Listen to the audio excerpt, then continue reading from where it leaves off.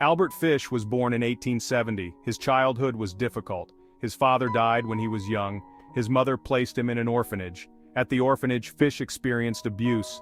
This left him with deep emotional scars. He developed a fascination with pain. He began to enjoy it. Fish started self-harming. He would stick needles into his body. This gave him a sense of control. It also foreshadowed his later, more sinister acts. By his teenage years, Fish was engaging in petty theft. He was also drawn to violence. His troubled upbringing had set him on a dark path. His descent into madness was just beginning. As Fish grew older, his crimes became more disturbing. He began to prey on the vulnerable. He targeted the weak and defenseless. Fish was arrested for stealing. He spent time in prison. This did little to deter him. In fact, it likely fueled his dark desires. Upon his release, Fish's crimes escalated. He began to assault and torture young boys. He took pleasure in inflicting pain. His victims were left scarred, both physically and emotionally. Fish's descent into madness was complete. He was no longer just a petty criminal. He had become a monster who would soon terrorize the nation. Fish's crimes reached a horrifying peak in the 1920s. He began to target children. He was drawn to their innocence. He saw them as easy prey. Fish would lure children away with promises of candy and toys. He was cunning and manipulative. He knew how to gain a child's trust. Once he had his victims alone, Fish would unleash his full depravity. He would torture, kill, and often cannibalize them. His crimes were beyond comprehension. Fear gripped communities across the country. Parents were terrified. The authorities were desperate. The hunt for the boogeyman was on. In 1928, Fish committed his most infamous crime. He kidnapped and murdered Grace Budd. She was a young girl from New York City. Fish had been planning this crime for weeks. He had befriended Grace's family. He had gained their trust.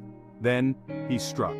Fish took Grace to an abandoned house. There he tortured and killed her. He then dismembered her body. He disposed of her remains in various locations. The disappearance of Grace Budd sent shockwaves through the nation. It was a parent's worst nightmare come true.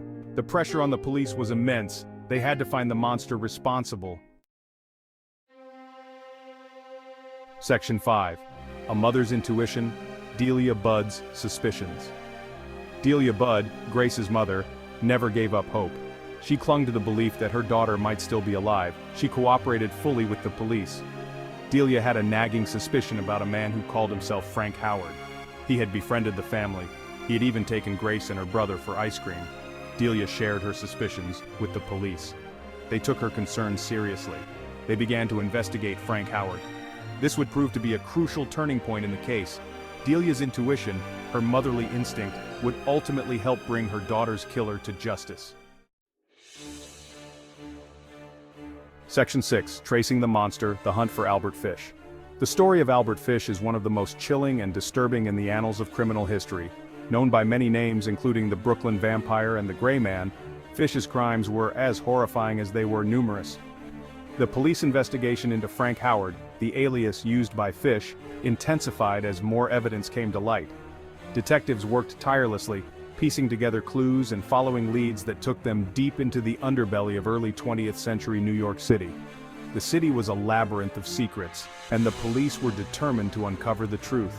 They discovered that Frank Howard was, in fact, Albert Fish, a man with a dark and twisted past. Fish had managed to evade capture for years, using various aliases and moving frequently to avoid detection.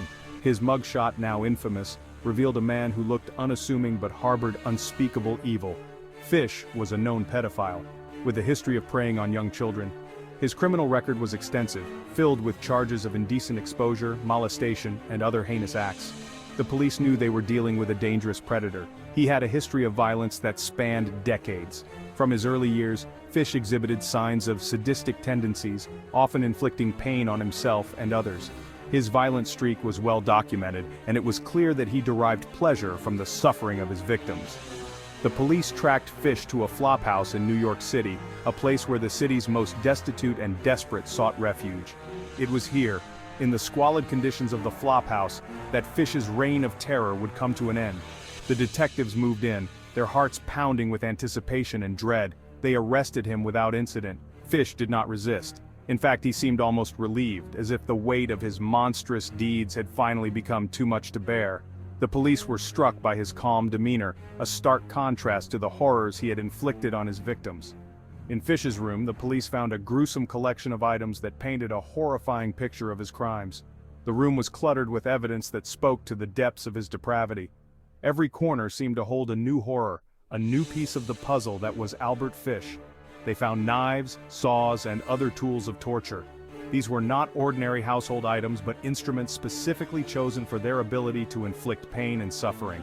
The sheer number and variety of these tools were staggering, each one a testament to Fish's sadistic nature. The tools of torture were meticulously arranged, as if Fish took pride in his collection. Each item had a purpose, a role in the horrific acts he committed. The police could only imagine the terror his victims must have felt, knowing these tools were used against them. They also found letters that Fish had written to his victims' families. The letters were chilling, filled with graphic descriptions of Fish's crimes. He detailed his actions with a cold, detached precision that left no doubt about his guilt. These letters were a window into the mind of a true monster. The letters were filled with graphic descriptions of Fish's crimes, each one more horrifying than the last.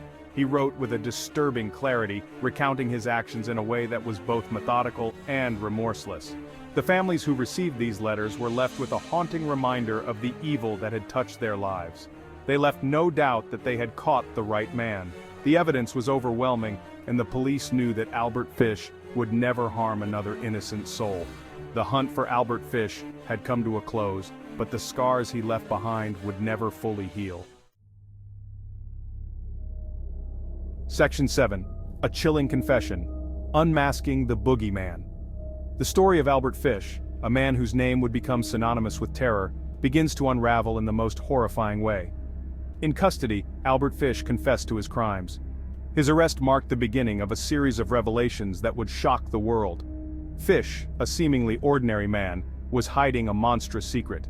He confessed to the murder of Grace Budd, a young girl whose disappearance had haunted her family and the community. The details of her abduction and murder were beyond comprehension. He also confessed to killing several other children. Each confession was a new wave of horror, as the extent of his crimes became clearer. The innocence of childhood was shattered by his heinous acts. Fish's confession was detailed and disturbing.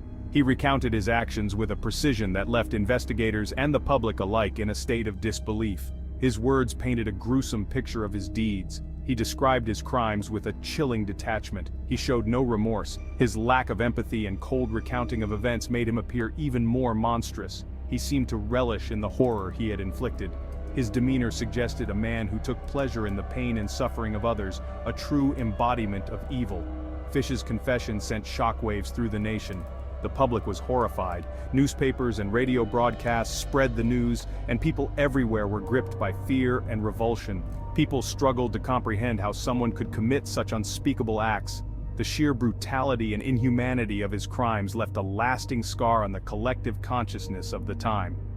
Fish's confession was a key piece of evidence in the case against him. It provided the prosecution with the necessary details to build a strong case, ensuring that justice would be served. It would help secure his conviction and ensure that he would never hurt another child again.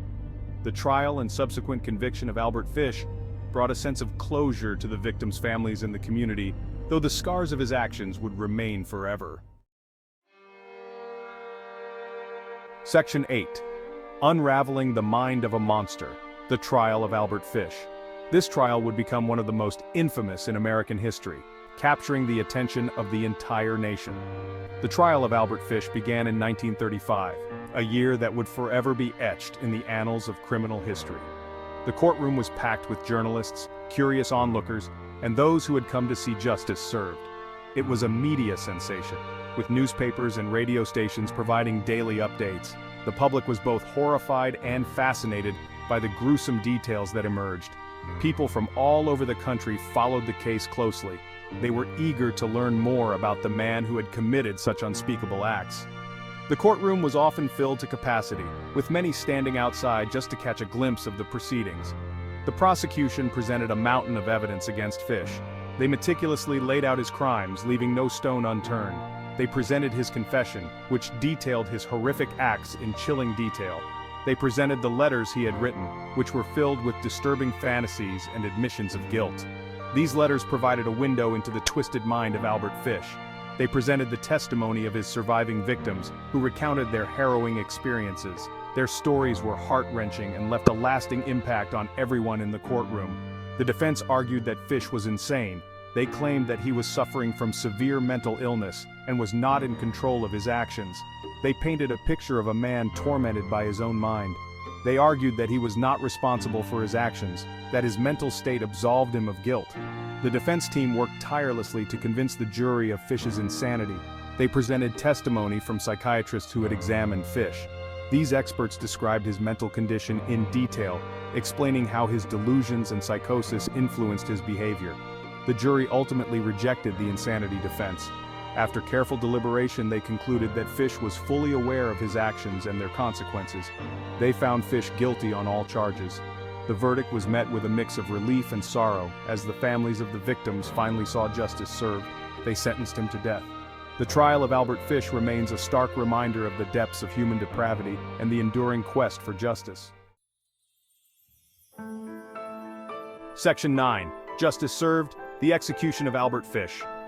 Albert Fish was executed by electric chair on January 16, 1936. He was 65 years old.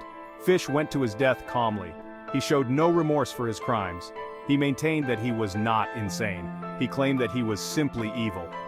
Fish's execution brought a sense of closure to the families of his victims.